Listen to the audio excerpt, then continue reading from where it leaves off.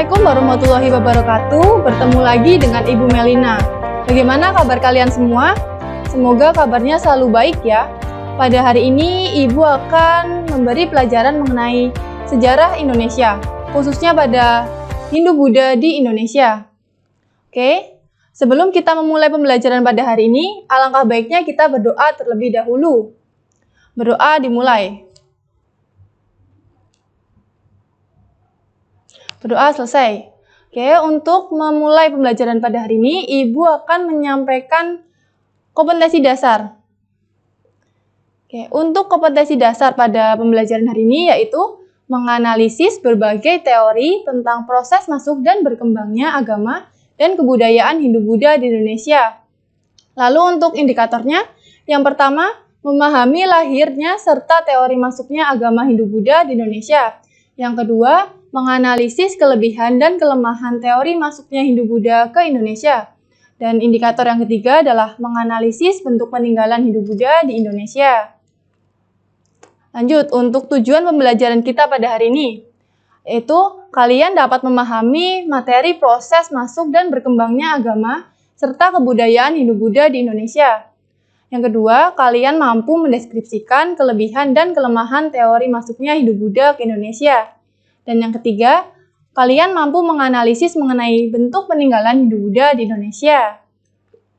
Nah, Ibu memiliki dua gambar di samping kanan kiri. Kalian pasti tahu kan gambar apa ini?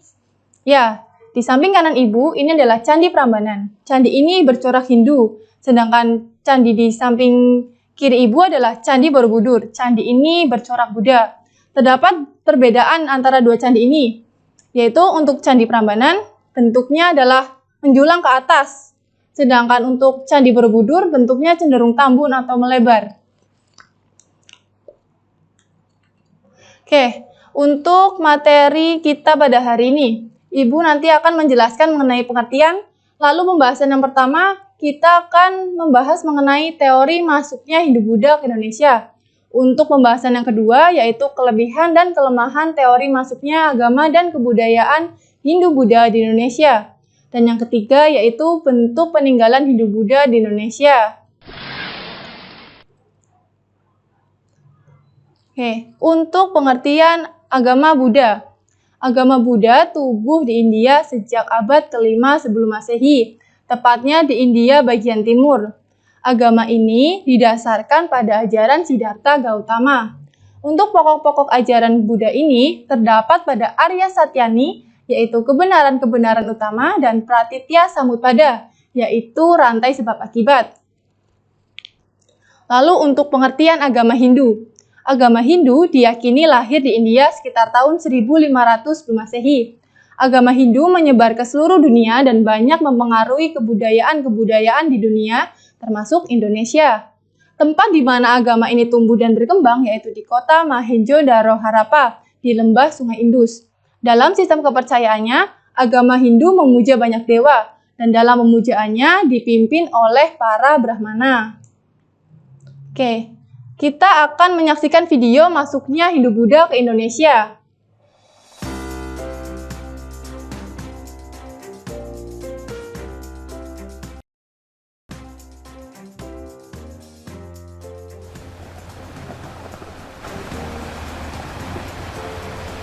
Hubungan dagang antara masyarakat Nusantara dengan para pedagang dari wilayah Hindu-Buddha menyebabkan terjadinya akulturasi. Akulturasi budaya adalah pencampuran antara dua atau lebih kebudayaan yang saling bertemu dan saling memengaruhi.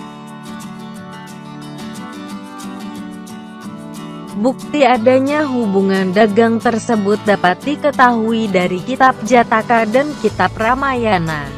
Kitab Jataka menyebut nama Swarna Bumi, sebuah negeri emas yang dapat dicapai melalui perjalanan jauh dan penuh bahaya. Swarna Bumi yang dimaksud adalah Pulau Sumatera. Sedangkan Kitab Ramayana menyebut Jawa Dwipa dan Swarna Dwipa. Menurut ahli ilmu bahasa kuno, nama Jawa Dwipa berarti pulau padi yang subur. Ini diduga adalah sebutan untuk Pulau Jawa. Sedangkan Swarna Dwipa berarti pulau emas dan perak, diduga adalah sebutan untuk Pulau Sumatera. Dalam buku sastra kuno India, Mahanidesa disebutkan bahwa India telah mengenal beberapa tempat di Indonesia pada abad ketiga Masehi. Masuknya pengaruh dari India diperkirakan mulai sejak abad kedua Masehi. Hal ini berdasarkan bukti-bukti yang ada di mana pengaruh Hindu-Buddha yang masuk ke Indonesia berasal dari India Selatan. Bukti-bukti tersebut antara lain, dipakainya nama berakhiran Warman, yang merupakan tradisi bagi orang India Selatan. Dipakainya huruf Pallava dan bahasa Sanskerta yang berasal dari kerajaan Pala di India Selatan pada prasasti-prasasti di Indonesia.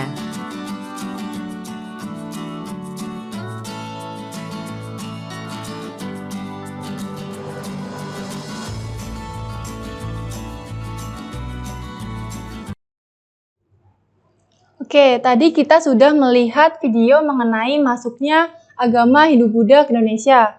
Selanjutnya kita akan membahas mengenai teori masuknya Hindu-Buddha ke Indonesia. Proses masuknya pengaruh Hindu-Buddha diperkirakan terjadi sejak abad ke-2 sampai ke-5 Masehi dengan melalui jalur perdagangan India-Cina yang melalui Indonesia. Di sini terdapat 4 teori masuknya Hindu ke Indonesia.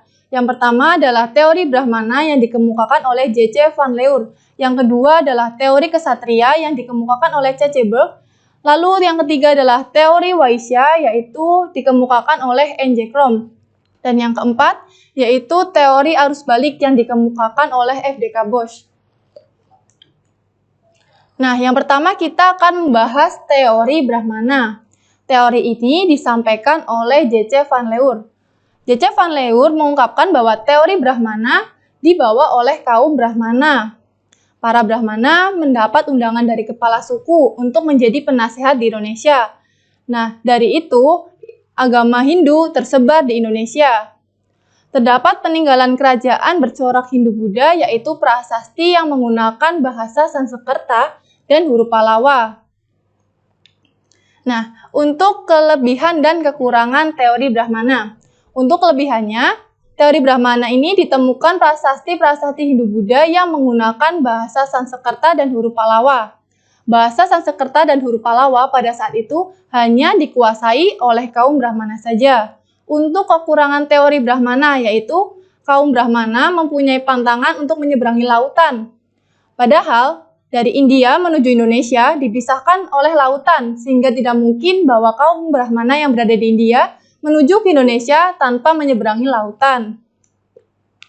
Selanjutnya yaitu teori kesatria. Teori kesatria ini dikemukakan oleh F.D.K. Bosch dan C.C. Burke. Mereka mengungkapkan bahwa teori kesatria ini dibawa oleh kaum kesatria.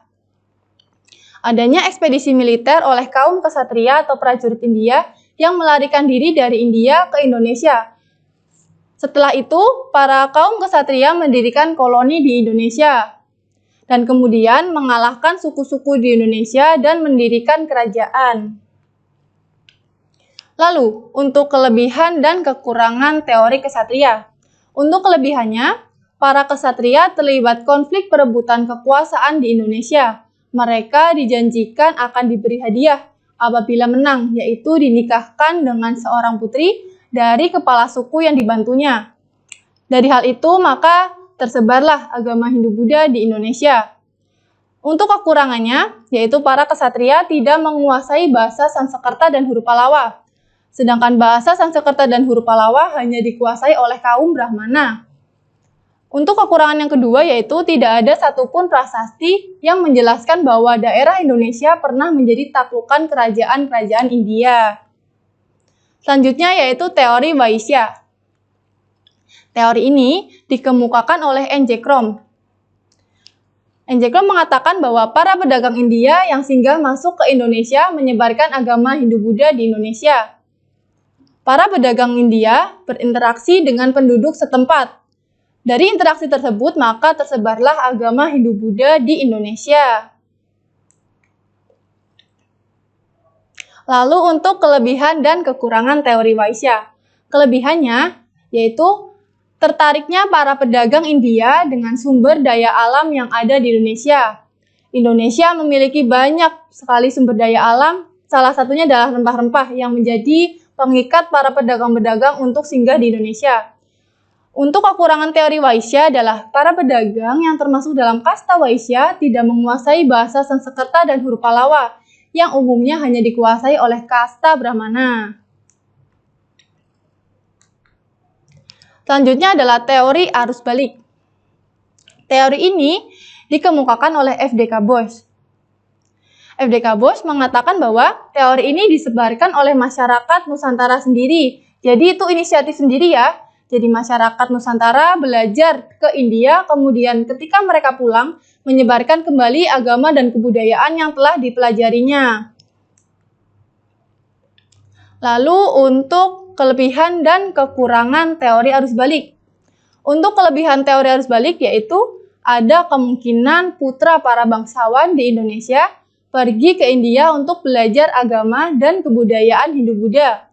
Tujuannya agar dengan ilmu yang mereka dapatkan dari India, para bangsawan bisa membuat kekuasaan di Indonesia dengan mencontoh kebudayaan Hindu-Buddha yang ada di India. Untuk kekurangan teori arus balik, yaitu pada saat itu masyarakat Indonesia masih bersifat pasif. Jadi tidak mungkin orang Indonesia belajar ke India untuk menuntut ilmu agama dan budaya Hindu-Buddha. Kemudian mereka kembali ke Indonesia untuk menyebarkan ilmu mereka. Selanjutnya adalah teori masuknya agama Buddha. Istilah penyebaran agama Buddha ke Indonesia dinamakan Dharma Duta. Mereka adalah biksu dari India yang diutus untuk menyebarkan agama Buddha. Agama Buddha mulai masuk dan berkembang di Indonesia sejak abad kedua. Nah, sekarang kita akan membahas mengenai bentuk-bentuk peninggalan kebudayaan Hindu-Buddha di Indonesia. Yang pertama yaitu dari seni bangunan. Di seni bangunan kita bisa melihat terdapat candi. Candi adalah sebuah bangunan untuk tempat pemujaan dan tempat menyimpan jenazah. Lalu ada gapura.